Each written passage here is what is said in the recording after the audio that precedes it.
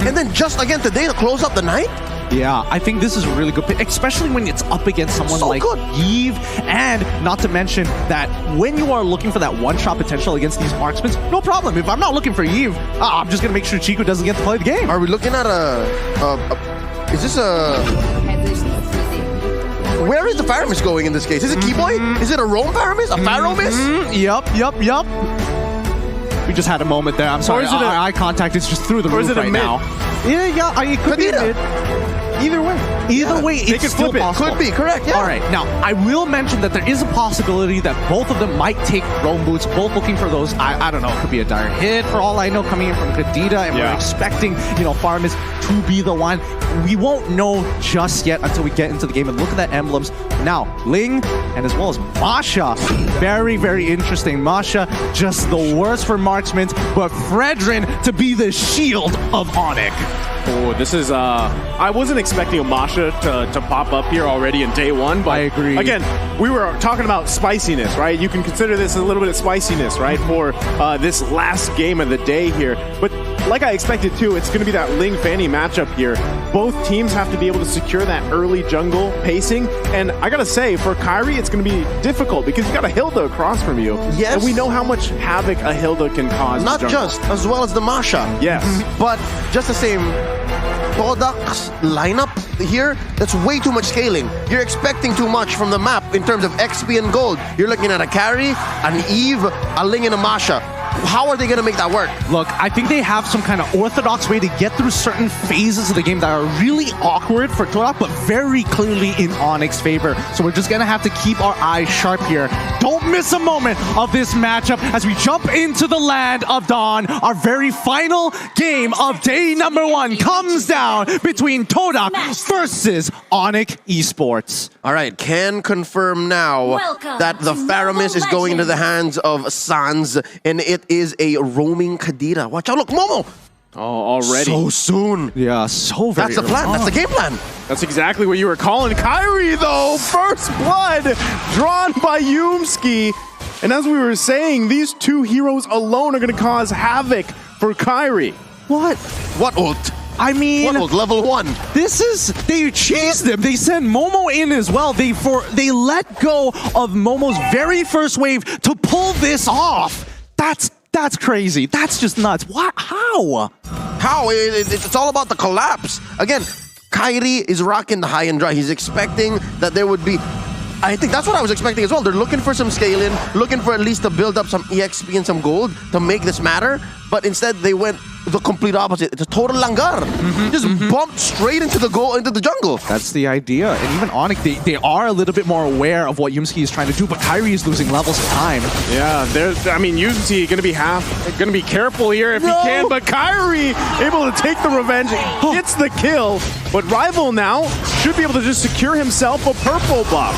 Oh my goodness, this is the plan all along. Attack the jungle, take away their early game prowess with just simple tactics. Really nicely done by TODAK all the way through. And I think this is how it's gonna work for TODAK. Their game plan is to disrupt the jungle, force ONIC to send 2 or 3 members from either their lanes or force mid to go into that jungle to protect Kairi, and then eventually they will find equilibrium. Hell, even break even, make more money. Look, they're 300 gold lead, 2 minutes in. I mean, I hate the fact that they were able to pull this off because Momo, he comes back into lane and look at it. He's level 3, 2 Boots who just hit level 4. Very slight difference, but he's going to hit level 4 eventually. Like, Momo just needs 2 minions. But I think this still works out, right? All of that in the last 2 minutes just makes a breeze for the first turtle here. So that's already huge, at least in terms of economy. But here in the mid lane, Yumski going to be the focus again. Oh, can he get away? One hit, he's gonna bob and weave and survived. The moves and grooves. Moves and grooves. As you put it so eloquently, could have been, but that's what you get with the Hilda. That's why there's a room for her in the meta at all times, especially when assassins like Ling and Fanny are a thing. It's gotta be so frustrating because ONIC invested a lot of time and a lot of movement on the map. 5 people made contact with Yumski before he got out of there, popping that sprint at the same time. So at the very least, ONIC now setting up that front line, making sure, TODAK doesn't get too far away with this. And he's not stopping. Look, he's there again. he brought Rival there. Oh, ONIC Esports, though, trying to do their best to work around it. It's Chiku, guys, that falls here. Now they're going to get out of dodge the best they can. Yumski going to be the focus. They're still looking to pursue as Boots goes in, gets the taunt, but Moon gonna have to flicker out. It's Yumski gonna be the focus again. Kyrie grabbing another kill. There we go. ONIC seeing exactly what they need to do. Saw Yumski and we're like, okay, there might be more this time. TODAK might escalate things. And as soon as Chiku guys came into vision, instant pounce. Yeah, fool me once, shame on you. Fool me twice, not gonna happen. So ONIC understands that they have to make the most of these rotations. If they're gonna answer, something's gotta give. They have to commit something and gain something. Rival. What? Oh, he got really, really close to actually getting that kill, but Yumski gonna, face check it first. I'm very curious as to see how TODAK is actually going to transition into the mid game specifically, because that's when you expect to see ONIC really getting out of the laning phase and working as a unit. I think that's a good point, but at the same time, ONIC Esports at this point, it took them what, 2-3 minutes to figure it out. That real adjustment already, and now I feel like now that this next turtle is up, they do have a choice. Do we just give it away? But look at the positioning already from ONIC Esports. Yumski though gonna spot out CW, but Sands and Boots not too far, but they're too late. Rival able to secure another turtle here for TODAK. I mean, right now Kyrie is getting harassed out of his mind. Even running down towards the turtle, you can see Momo chasing him. Yeah. But as it is, TODAK is happy that this is how the early game has gone, despite having, conceded a few kills. And if they get CW, the flicker in! Tempest Blade's gonna come out. He survives though with that Cult Altar, but now Sand's gonna be the focus. He takes all the damage. Moon grabbing the kill here under the tier 1, tier 2. That's what you buy with a hero like Moon, with heroes like Hilda and Masha on Momo and Moon's on Yumski. Again, Moon is, I keep mentioning Moon, he really hasn't left mid. Yeah, he really hasn't left mid. He's really accumulating the farm, and the rest of the team, including the side lanes, are pulling pressure, strangely enough. So that's how they scale up. You scramble the opponent so they can answer. Oh no. Ooh. Close one. I was holding my breath. Yeah, same. So they can't answer on a conventional way, and then you just farm up. Look, it grew up to about 1,000 and change. Yeah, the bleeding has not stopped just yet, but this is a comfortable position for ONIC, right? They still can actually get to the later stages and look for that big fight in the mid game. However, keep your eyes, especially from TODAK, the two ones who are carrying Moon, and as well as Chiku, guys. Rival's not gonna die. Okay, he gets out of there. All right. Weapon swipe off my forehead real quick. I think it's still working out though, because Kyrie's behind in levels, right? Yep. He's level 7, Rival's level 9, and so objectively, you're gonna have that advantage already in the jungler. So if they can continue that on, this might be a clean take for TODAK in terms of turtles, as the next one's gonna be up in about 10 seconds here. But you can see them both fighting for space and position around that turtle pit. I was about to say, one key advantage that at least ONIC has is TW is ahead. TW is getting a lot of items, building up, but wait, no, underneath mid. Kyrie once again pushed out of the jungle here. So just like that, it is going to be a clean sweep of turtles. Momo, though, Sands able to pick up a kill with that Stampede. And that could be a small win here, but Yumski going to fall as well. Kyrie able to get the killing spree, another kill for him in the jungle. Yeah, but they do translate into a turret down bottom, so eventually the farm will still keep rolling. I was saying, CW farming a little better than Chico guys, but we can't count out Chico guys. Chico guys just has that weird killer instinct, can come on any time, in any way. He can be 0, 6, and 2 and still carry from there. And especially when you're on a hero like Harry, that's definitely something you have to be very wary of, even if you're as tanky as Boots. Kyrie's still getting harassed as always, but it's tough with the composition that TODAK has. Momo is not going to let him have fun, and neither is Yumski.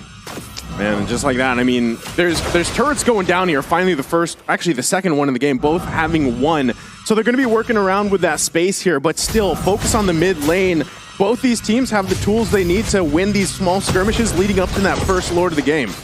Looking at the items so far, it's looking pretty good for the side of TODAK, but even then, ONIC, as soon as they're getting their second as well as their third items, we'll see the table start to shift in their favor if TODAK loses that lead. Oh, look at this massive farm on both Rival and the Chico guys. CW though, I was wrong. CW's not farming as well as much. This is the first time we're seeing the item builds, and he just has Blade of Despair. that's trouble. Well, to be fair, he did get dove twice, one having to break his flicker, the second to death. So forcing him home. So yes, he's saving himself, not many deaths, but he's not staying in lane as long as much as he should. Yeah, the economy's not looking good. Oh! CW gonna have to flicker out to survive that. So still, total control here from TODAK on ONIC Esports purple buff. And just making it hell here for Kairi to even get any buff. And the poking back and forth. Now it looks like TODAK's going to go ahead and focus on the mid lane. The flicker comes in. Boots, though, working on Chico, guys. Can't get him as he falls here in the tier 1. Sand's going to flicker out, too. Turret falls down, though. Kairi trying to unleash. Able to pick up a kill. Make it a double as Momo falls as well. Already, the tables are slowly starting to turn. The gears for ONIC Esports, making it so much more of a problem for TODAK. Boots, the shield of ONIC right now, must keep TODAK in check. So here's what's going to happen. If ONIC continues on this path, there is a window wherein they are ahead. There is a window wherein they will say where the fights happen and how they happen. But eventually, TODAK is going to have Yumski and Momo just diving up front, possibly Momo having his third Guardian helmet, and then he can just one-hit CW. Hell, maybe even one-hit Kairi. It's that scary when we get into the late game. So I'm guessing there's a time frame of maybe about 4 or 5 more minutes before that can happen. I think that's good timing as well. And you gotta point out the fact too, Rival has just had a chill game. This is the most comfortable probably game you can have on this link, right? You're 0-0-0, almost 10 minutes in the game. You're gonna be able to work on these objectives the way you want. Meanwhile, it's the polar opposite for Kairi. 5-1-1, but he's 3 levels down. But it's a good recovery, though, given the early game, what happened in the first 2 minutes.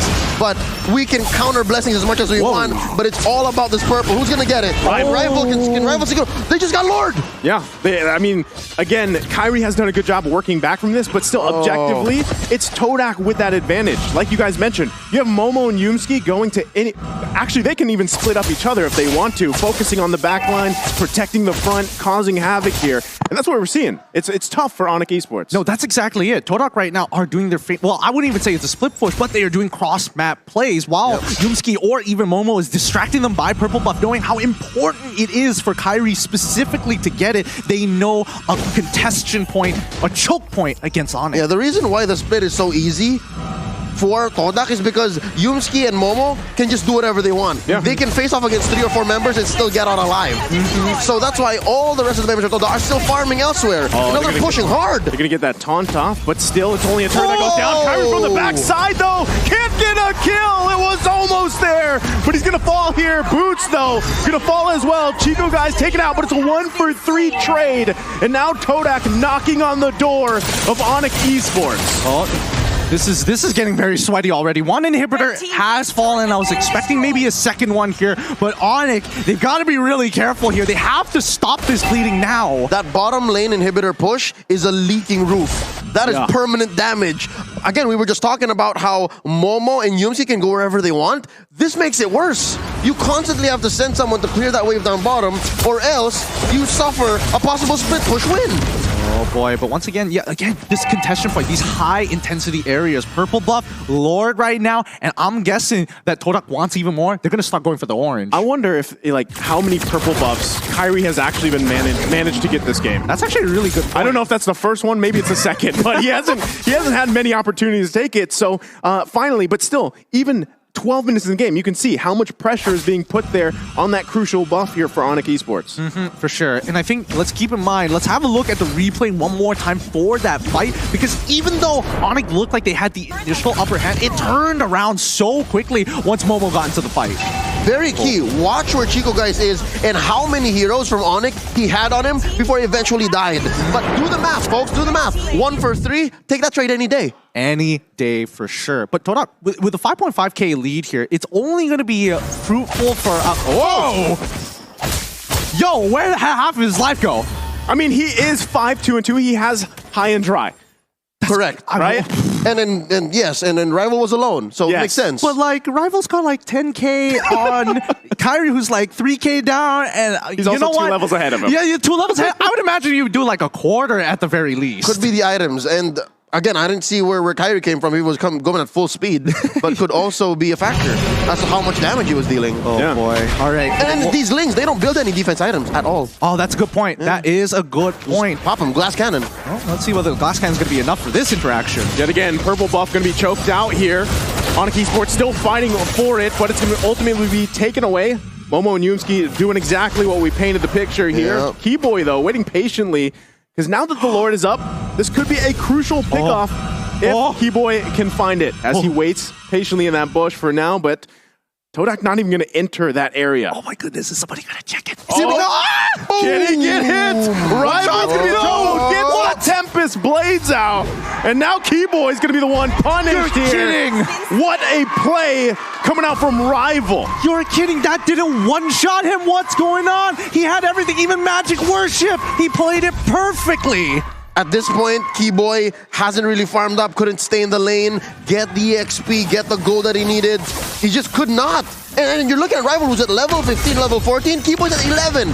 Just the base stat growth just made the difference. It really did. And I mean, right now at the 42K mark, they are clearly at an item power spike against ONIC, who's at 37. They just need a little bit more time to catch up.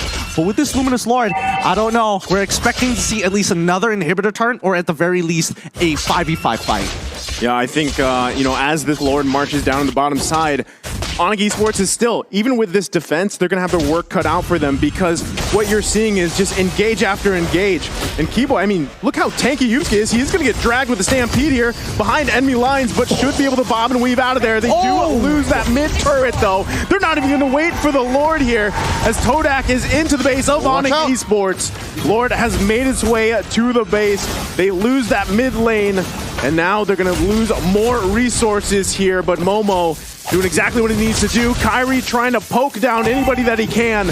Lord should go down shortly. They might look to end it here. It's still hitting the base. Tempest Blade's going to be popped. Yumski, though, quite low. And for now, ONIC Esports able to hold on.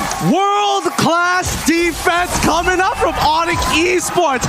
Incredible. Oh, run, Moon, run. And what a clapback. 3 for 2.